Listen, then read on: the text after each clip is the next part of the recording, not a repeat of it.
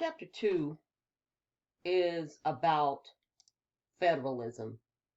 And federalism is quite simply a system of government in which two levels of government have basically equal power. That's the technical definition.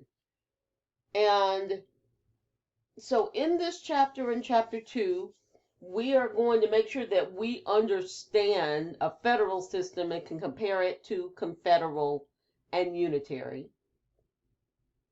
Then we are going to talk about the powers in our federal system by looking at the United States Constitution.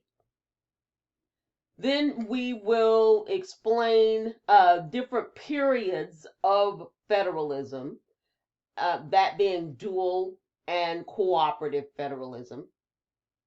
And finally, we're going to analyze the relationship with the federal government and talk about the debate over what Texas and many states deemed to be coercive federalism, or at least had up until 2016 felt as if the federal government was imposing things on states, and call that again coercive federalism. So let's make sure we have the definitions straight. A unitary system is one where the central government, the one on top, has the ultimate authority. They're in Great Britain right now. They really have a pretty unitary system. Our states are unitary systems. And again, the power is concentrated at the top, and the top dictates what can and can't be done because lower levels of government are subordinate to the central government. Let's compare that to confederal systems. Confederal, and if that word sounds familiar, when Texas seceded from the Union, Texas became one of the Confederate States of America, part of the Confederate States of America. And it is one where there may or may not be a central government, but it does not have any real power. The power is in the lower levels of government. Prior to the Constitutional Convention in the United States government was set up as a confederal system, one where all the states got to choose the delegates, they paid the delegates, they couldn't, no one state, you had to have a supermajority to make any decisions, no one state could have more power than any other state, and it made it very difficult because there was literally no chief. And so the bottom line, confederal systems are difficult to manage because there's no order, there's no hierarchy, and so when there are conflicts, there's no real way to settle conflicts. The best example today of a system where there is power concentrated at lower levels of government is maybe the European Union. The European Union is a loose confederation of countries that agree to work together, and they support each other, they help each other when things are going bad, and they have this one monetary system. The European Union is what Great Britain, Brexit, that's what that was all about, was they decided that they were going to leave the European Union and leave that group of countries that decided that they were going to work together and have one monetary system. We'll see how that works. But that's a good example of a confederal system. As I stated before, in the United States, we have a federal system. Power in the United States is divided between and shared between two levels of government. We have the United States federal government, that is our central government. Then we have 50 states and several territories. Each of them have a structure in place. They have a governor for the most part. They have a governor that runs the states. They all have or territories. They all have their own constitutions. They all have powers that are very explicit, and some of the powers differ between states. So you have a fully functioning and powerful federal government and fully functioning lower levels of government. So in that instance, you have to very clearly define what can be done by the different levels of government. That's the only way that this works. And even with that, even with us having a roadmap in the United States Constitution, there are still conflicts where states are saying, nope, that's a state power, you can't do that. Federal government is coming in and saying, you're trying to do something that is a violation of federal law, you can't do that. So let's just talk about the types of powers in our federalist system. We're going to start with delegated powers. In this instance, when we're talking about delegated powers, we are talking about powers that are given to the United States government. Now, this is a Texas government class, but we have to get really straight in our minds what are federal powers and what are state powers. So let's look at Article 1, Section 8. Article 1, Section 8. I'm going to say it one more time. I want you to say it with me. Article 1, Section 8 of the United States Constitution.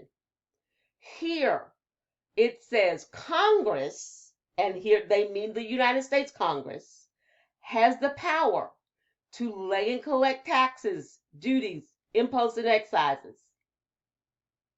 And then it goes on to list 16, 17 more powers that the federal government has.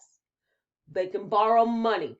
They can regulate commerce between the nations, among the states, and with Indian tribes. And they put that in because Indian tribes were recognized as a completely separate entity from the states where they were located. The federal government has the power to coin money. It has the power to provide for punishment of counterfeiting, to establish post offices and post roads. It is very explicit to provide and maintain a navy, to make rules for the government. All of these are express powers. It's very specific. You can provide for and maintain a navy. You must provide for and maintain a navy. You must regulate commerce. These are very large powers that the federal government has. Then right here at the bottom, it gives the federal government the power to make all laws which shall be necessary and proper for carrying into execution the foregoing powers. Foregoing are those 17 up above. And all other powers vested by this Constitution in the government of the United States.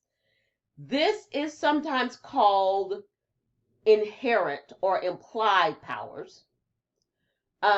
Sometimes this clause is called the necessary and proper clause. Another word for it is the elastic clause, because it expands and basically says that the United States Congress can pass any law which proves to exercise one of the powers that they are specifically granted. They have the sole power to declare war. So they can make a law and say war is now declared on. They can set up court systems to constitute tribunals inferior to the Supreme Court. They set up the court system through laws. And they have really done that. They started with the Judiciary Act of 1789. We have seen a lot of, if you've watched the news, we've seen a lot of blowback about the post office. The Postmaster General, I think his name is DeJoy, has come under fire because he shut down some sorting machines. He cut back hours.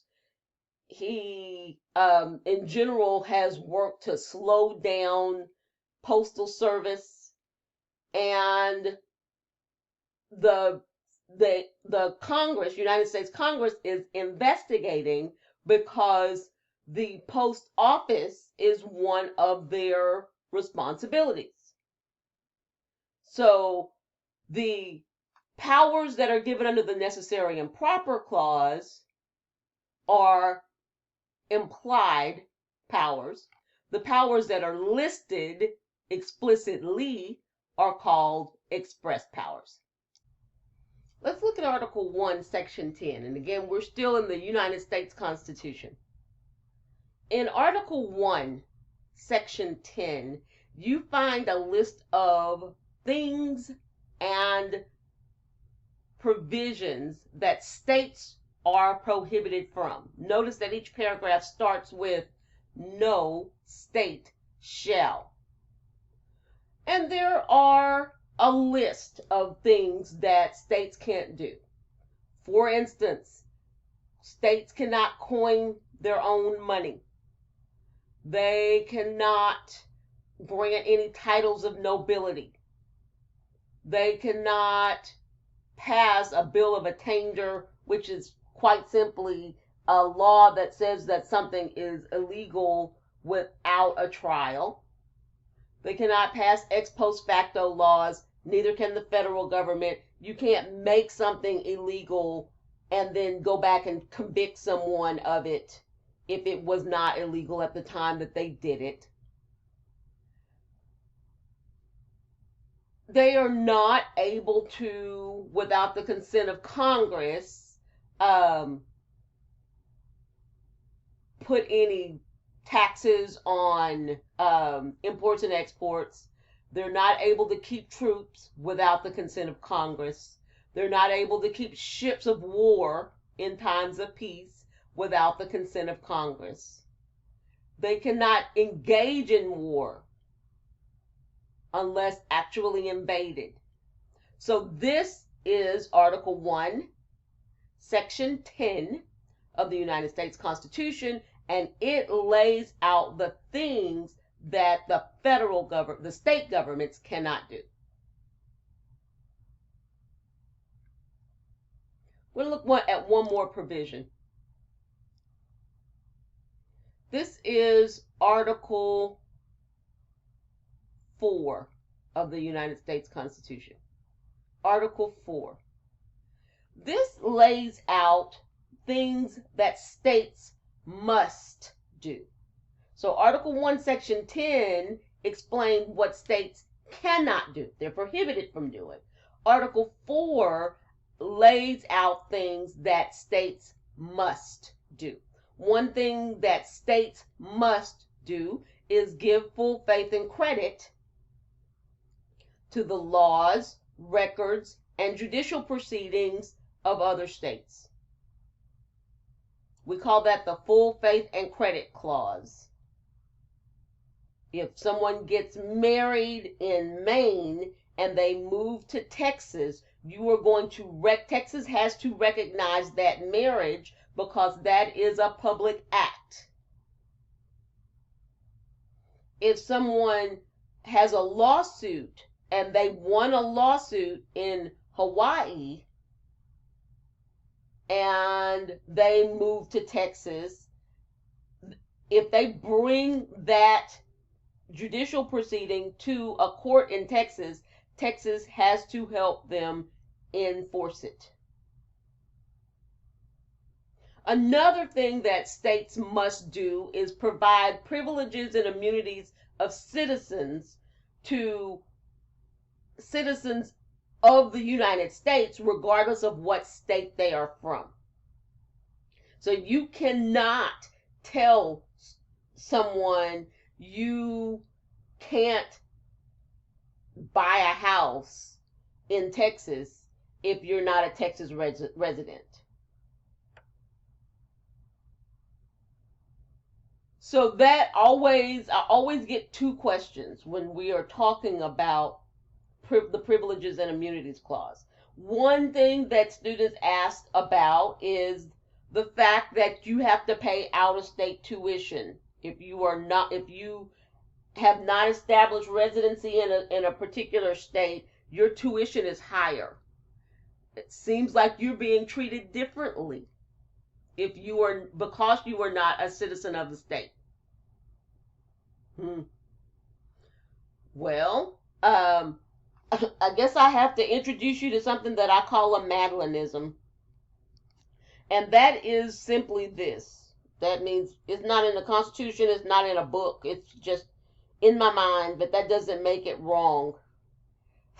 First, Madelynism is a law is not unconstitutional until the United States Supreme Court says it's unconstitutional.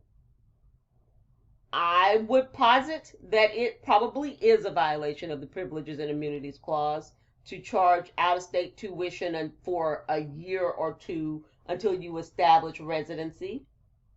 But nobody has filed that suit, and so the Supreme Court has not had the opportunity to rule on that particular law. So if you had that question, you are absolutely correct.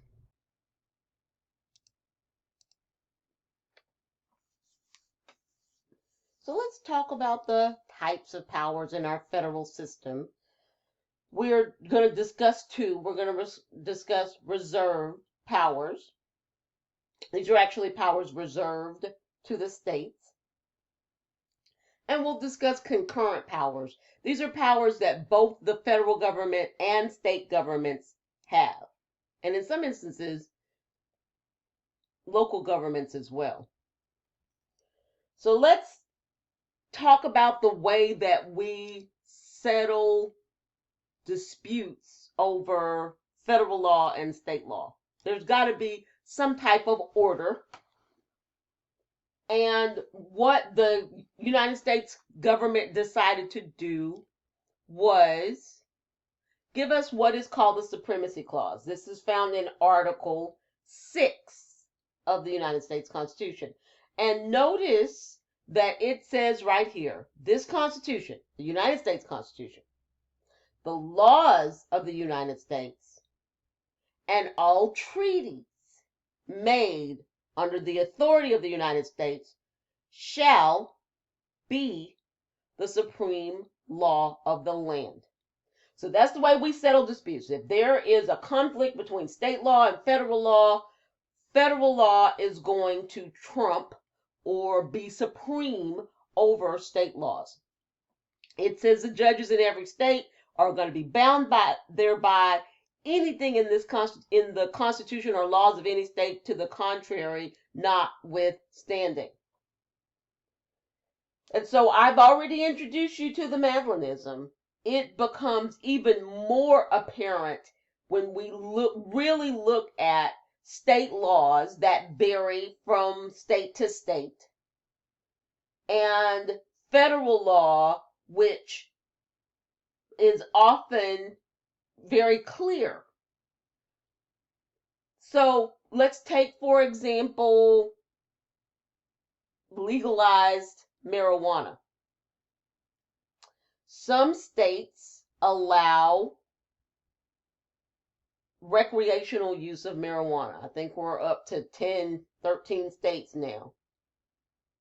Some states allow marijuana only for medicinal purposes. So you have to have a you have to have a prescription. Louisiana is one example. I think Arkansas recently as well, not Texas. Texas is among those states that does not have any or very insignificant amount of marijuana use allowed. In Texas, recently the Supreme Court, maybe 2 sessions ago, allowed the use of cannabis for children that have severe epilepsy, and it named the 5 places in the state where dispensaries could be established. As far as I know, there's only one. And it's, again, only in that very isolated incident. You have a young child. There have been bills that have sought to allow medical marijuana. There have been bills that have sought to allow veterans to use cannabis that have a diagnosis of PTSD, and the state of Texas has roundly rejected those. But check this. The federal government has a law that says that the use of marijuana, cannabis, is a Schedule 1 drug, is the use of it for medicinal and recreational purposes is strictly prohibited. So you have this federal law that says there is no circumstance under which it will be legal with the federal government to use marijuana. And then you have 39 states, 40 states that to some degree allow use of marijuana. Now that is a conflict. State laws, states are going to be bound by this Constitution and the laws of the United States. So if the federal government decided, and in many years past they certainly have, that they wanted to go in and shut down dispensaries in Colorado or California, they could do so because those people are violating federal law.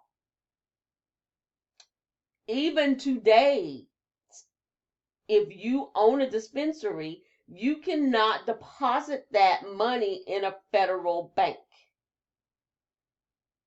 Most just use cash.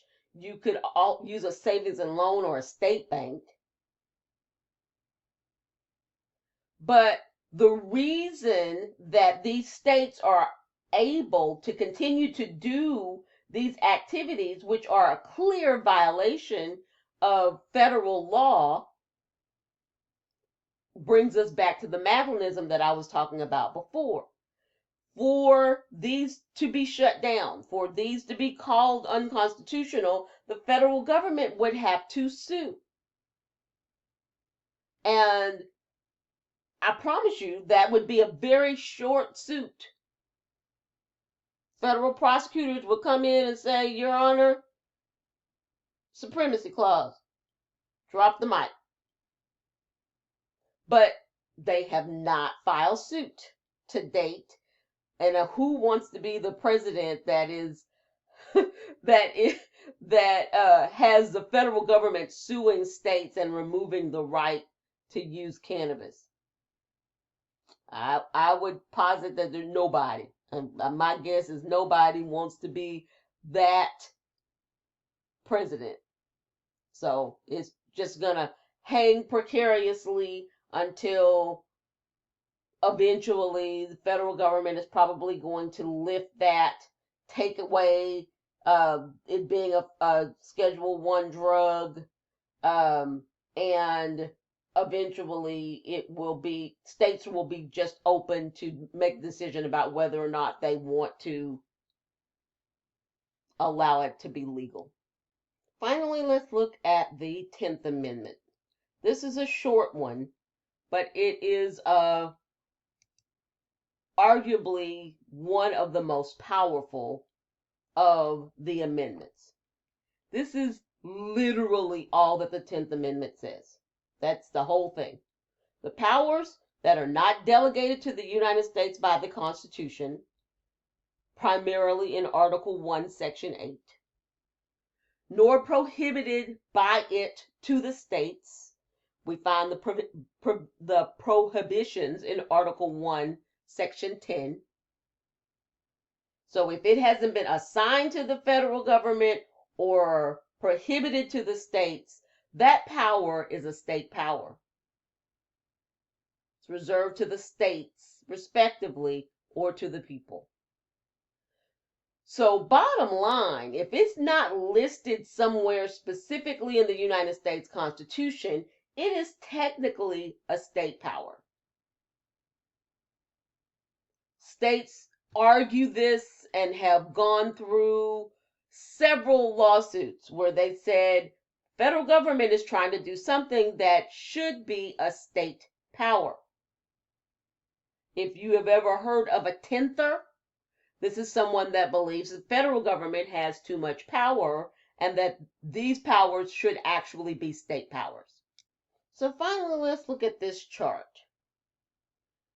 So we have discussed national powers, and if you look very closely at what's in that blue square, declare war, raise armies, enter into treaties, coin money, regulate commerce, international and interstate commerce, those are Article 1, Section 8 powers, national powers.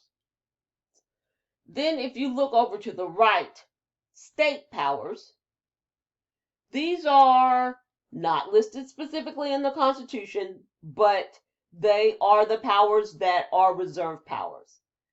States conduct elections. They decide how they're going to go. They decide where they're going to put polling places. The only thing that is dictated is if it's a national election, it must be held on a certain day. And states provide the electors that actually vote for presidents. So really elections are controlled by the 50 states. People in territories like Puerto Rico and Guam can vote in primaries, but they cannot vote in national elections. Regulating alcoholic beverages, police powers, these are, and ratifying U.S. amendments. These are all powers that are specifically and only for states. Here in the middle, these are concurrent powers. That means powers that are shared by federal and state government. Some examples: levy taxes. You pay payroll taxes that go to the federal government. You pay, some states have income tax. Texas doesn't. You pay state taxes when you buy goods. You pay taxes on those goods. There are property taxes, franchise taxes. So state governments get into the mix. Local governments get into the mix. Really, any governmental entity, recognized governmental entity, has the power to tax. Both federal government, state government, and local governments can make laws. Same is true for courts. There are federal courts, there are state courts, there are county courts, there are even municipal courts. And both can charter banks. There's state banks, there's local banks, there's savings and loans, there's national banks. So those are some examples of concurrent powers.